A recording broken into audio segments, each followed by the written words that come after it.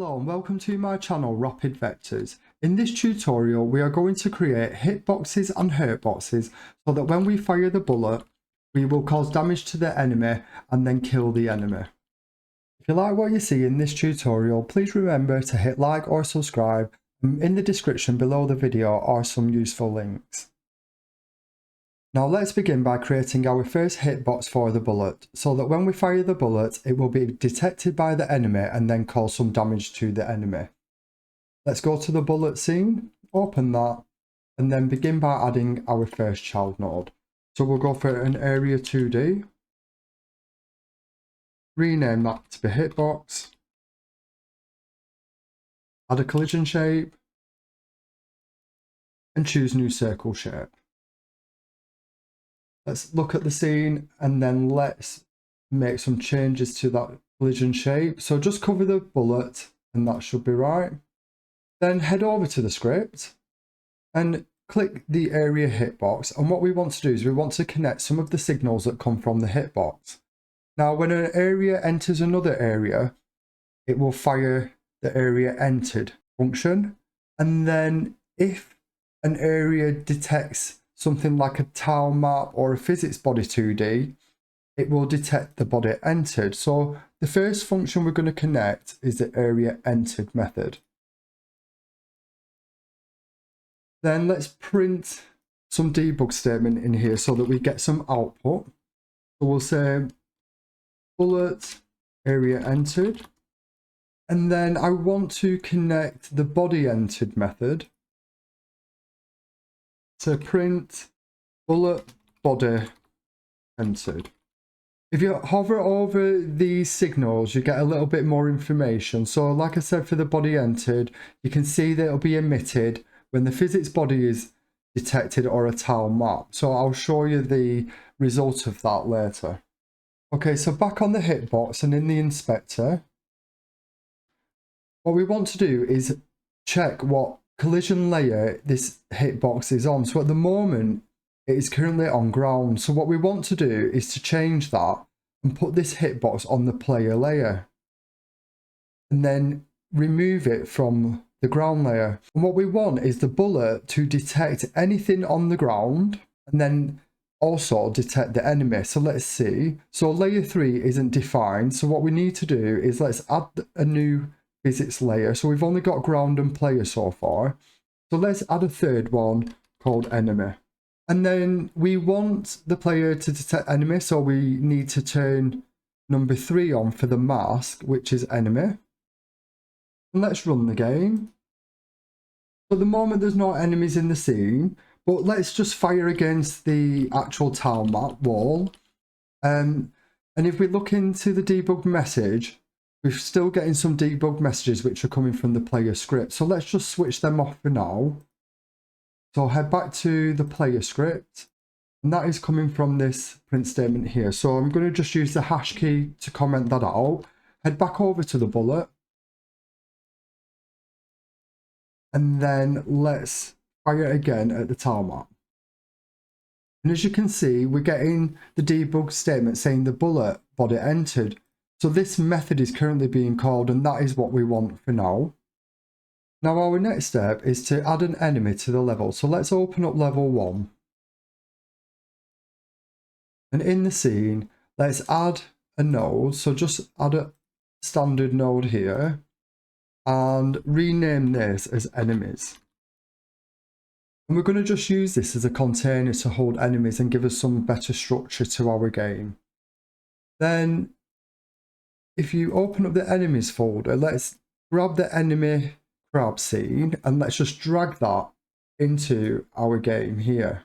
Then move the enemy crab into the enemies folder. And as we currently see, we haven't got any patrol points at the moment. So we created these in a previous tutorial when we created this enemy. So go to the test scene. And just to refresh ourselves, if we have a look at the enemy crab, you can see that it's got some patrol points here. Now what we can do, we can just copy and paste those. So let's copy that node. Go back to level 1 and just paste the nodes in. So as you can see, we've got a point 2 or a marker 2 and a marker 1. and then go to enemy crab and just assign those patrol points so that the crab will move between those 2 points. So you can add multiple points if you want to move the crab further distance, etc. But for now, we're just going to keep it simple with these 2 points. I'm going to move point 1 into this position here and move point 2 just up. And as you can see, it's just snapping on that ground line. Now let's run the game to test that. So as you can see, we've got the enemy on the screen now. It's moving left and it's just stopped at the first patrol point and it's going to move to the next patrol point. Okay, so we've now successfully added the enemy to the screen. Let's just stop that. And we will now add a hurtbox to the enemy. So let's open up the enemy. Just click on the enemy crab and then let's add a child node, another area 2D, and rename this to Hurtbox. Add another child node which is a collision shape. And then set the shape to be a circle. Now before I do anything else, I just want to go back to this collision shape here and reset that colour. This will match the collision shape type of colour which detects the ground. And then for this one, I'm going to change this colour and make this red because this would be more suitable for the Hurtbox colour. So let's then move that into position and then just make this a little bit larger. So the blue collision shape behind, that's going to detect the ground and stay here on the x-axis. And we can do this a little bit larger because it will then detect any bullets that are coming through for the enemy. You can reduce the size if you wish. Let's just turn off the snapping and the grid snapping first so that we get a little bit more precise movement. And that has now set up the Hurtbox. So let's just save that.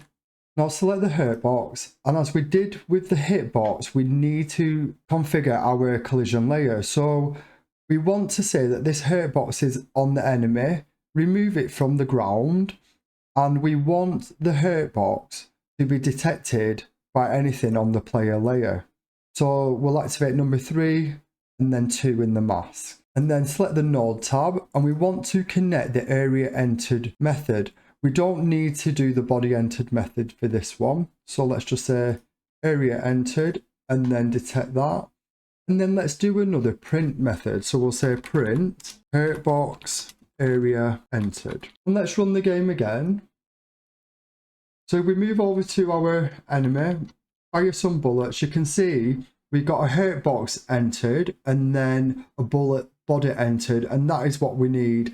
And then we got a bullet area entered, so a bullet's hit the wall on the far side, but it's also detected the area inside the bullet, and the bullet has been detected by the Hurtbox here. So this is now set up. Let's stop that. The Hurtbox and Hitbox are now configured, so let's create a bullet impact effect and an enemy death effect.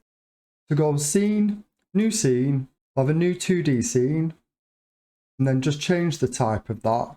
And we'll use animated sprite 2D. And then let's rename this as bullet impact effect.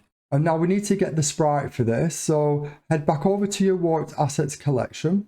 Just drag that in. And then what we want to do is to use this impact effect here. So let's just drag that into the player. And then in the inspector, let's add a new sprite frames. Select the sprite frames and create a new animation. And call this impact. Open up the sprite frames, go to the player, add that impact. Press Ctrl on the keyboard and use the wheel mouse in the middle to zoom in on very small sprites. So now that's zoomed in, I have better focus. We'll go for 1, and then there is 4 items. So choose the frames, add the 4 frames. Go to 2D so we can view and scroll in. Let's press play. And let's increase the frames per second to 12.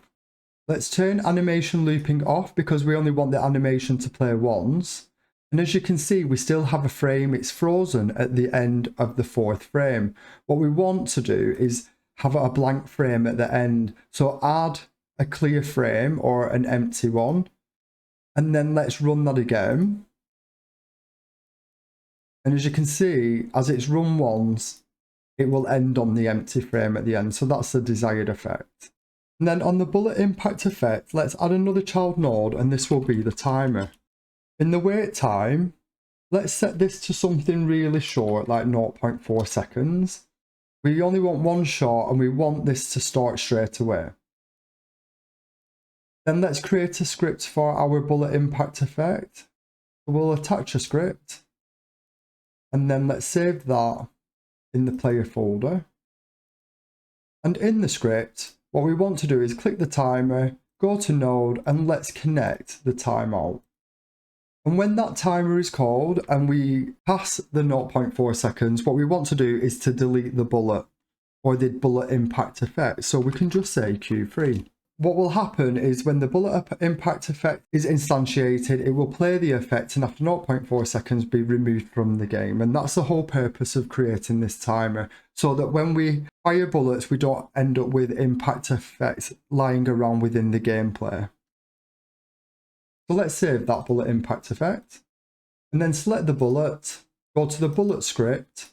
And what we want to do is to preload the bullet impact effect. So we'll say var bullet impact effect and load that in. And because we can detect or create a bullet impact effect in two places, let's create a new function to do that in one place. So we'll create a new function, bullet impact, and let's instantiate the bullet impact effect instance. Then let's set the global position of the bullet impact effect instance to be the global position of where the bullet is currently at when this function is called. Then what we'll do is we'll get the parent of this bullet, which will be the scene level, and then add the effect to the scene level, because we don't want to add it to the bullet, because when the bullet is removed from the gameplay, we don't want the effect to be moved at the same time. And then Q3. And call this method from within the two area entered methods. So we've got hitbox area entered and then on body entered here. And save the script. Now let's run the game. And what we'll do, let's just fire at the wall. So the impact script isn't being called, or it's not running the animation. So let's just quickly check that.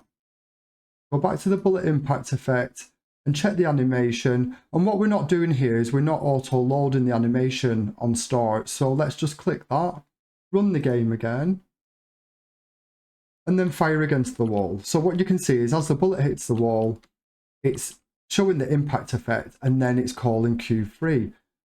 Let's just look at the remote for now. Now in the remote, expand level, and then let's just expand player. And what we want to see is when we fire bullets, we see the bullets enter the scene and then bullet impact enters the scene and then that they are removed. So let's bring back the game screen in and then let me just fire some bullets. And you can see they're being added and then removed quite quickly. And the good thing is that these are being removed from the gameplay. So that's working correctly. Let's stop that. Then head back to the bullet script. And what we want to do is to give this bullet some damage amount. So when the bullet hits an enemy, how much damage does it give to the enemy? So let's create a new variable and call this damage amount. This will be an integer and we'll just give it a value of 1. And then when the bullet is received by the enemy, we need to get the damage amount from this bullet and apply it to the enemy. So we're going to need another method to pull that value out. So let's call this function get damage amount, and we want it to return an integer and then just return damage amount. So let's head over to the enemy crab script, and in the hurtbox, let's now receive the bullet and adjust the health amount on the enemy. So first of all, let's add a new parameter to the enemy and we'll call this health amount, which is also an integer, and we will give this default value of 3. What we want to do is then export that so we can have different health amounts for our enemies. And then back in the hurtbox area entered method, what we want to do is say if area, and I can't get any methods on this, so let's just statically type this. So we'll say area 2D. So if area.getParent and then has method, And what we want to do is check when this area is received, it will know that it's the bullet, and it'll check if there is a method on there called get damage amount. So we want to do that. So we say get damage amount, which is this method here. So we want to say, does it have this method? So if it does, then we want to get a node. We'll say area get parent as node. And then we want to then get the health amount and reduce the damage amount that we've received. Let's print that debug statement out. We'll say health amount and then pass in health amount so that we can see that being printed out in our debugger. And let's run the game. And let's now fire at the enemy. And what you can see is that the health amount has just been reduced here. So we've got one more, let's fire again. And the health amount is now at 0. So once the health amount of the enemy is 0, let's play it a separate effect and kill the actual enemy. So we will play that enemy death effect. So let's close that. Let's go to scene, new scene, choose other node and then animated 2D. And let's rename that to enemy death effect. And then let's bring the warped assets collection over again. Then in the enemies folder, let's copy that enemy death effect into that folder. Click back on the animated sprite 2D and let's create a sprite frames. Create a new animation and call this enemy death. Click add sprite frames, go to enemies and choose enemy death. Then choose the frames. And let's view that. Let's zoom in and play. And what we want to do is switch off looping. Let's play that again. And we can see we've got the same issue as with the bullet impact. We want to add an extra frame on the end. So let's play that again. So we can see that we just finish on that blank frame. So that's everything set for that. Let's just save our scene. Let's save the enemy death effect scene into the enemies folder. Click back onto the enemy death effect, and what we also want to do, we want to remove this from the scene once that has been played. So let's add a new child node and call this timer, and then let's configure the wait time one shot on auto start. So let's say 2 seconds and switch those two items on. Then in the enemy death effect, let's add a script. Let's create that script and save that, and then let's connect the timer node and the timeout method. And then in the onTimer timeout method, just say Q3. And that finishes our enemy death script. Now open the crab scene and go to the script. And what we want to do now is to preload that enemy death effect.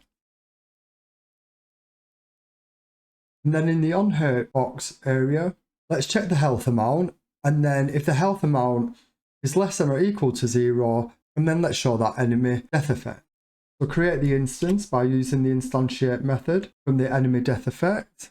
Then let's set the enemy death effect instance global position to be the global position of the actual enemy crab.